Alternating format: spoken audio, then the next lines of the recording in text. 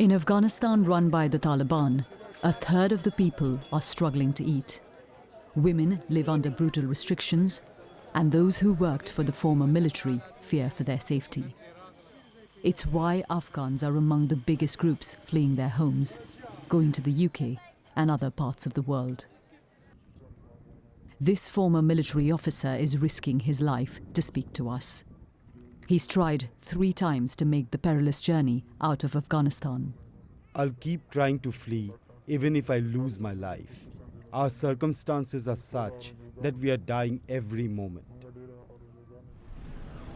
We drove through Kabul to get to where the officer started his journey, for which he sold his home and his wife's jewelry to pay the nearly $4,000 that smugglers charge.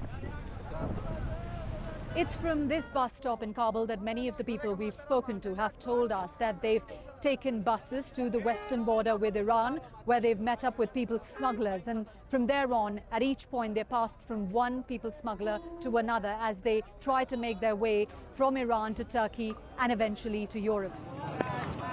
This is one of the main routes out of the country. Afghans waiting to slip into Iran on foot. A crossing that's become particularly dangerous. A month ago, Iran was accused of indiscriminately shooting Afghan migrants. This video of the injured and dead verified by the BBC. If they make it through Iran, migrants must cross this border wall into Turkey. A smuggler puts a ladder against the Iranian side, cuts the razor wire to make a path. Many break their limbs making the jump. And this is video from last winter. Run, run, the smuggler shouts. Don't be scared. That people are willing to endure this is testament to how desperate they are to flee. On the other side of the wall, these Afghans are pleading for help, allegedly beaten by Turkish forces. Turkey has not responded to the allegations. The video can't be independently verified by the BBC, sent to us by an Afghan smuggler in Iran, who we found after weeks of digging through their networks. You're endangering the lives of Afghans, taking thousands of dollars from them, engaging in this criminal activity. How do you justify that?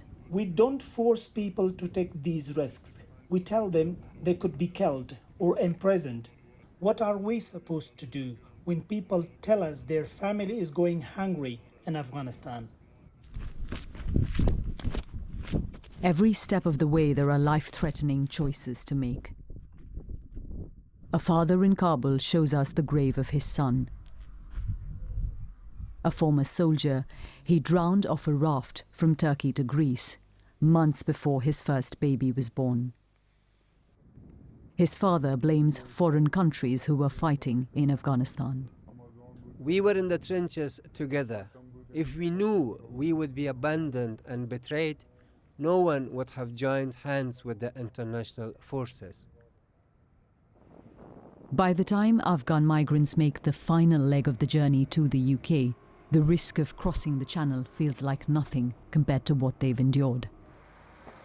In Liverpool, we met an asylum seeker who arrived in a small boat 6 months ago. A former government employee, she protested against the Taliban.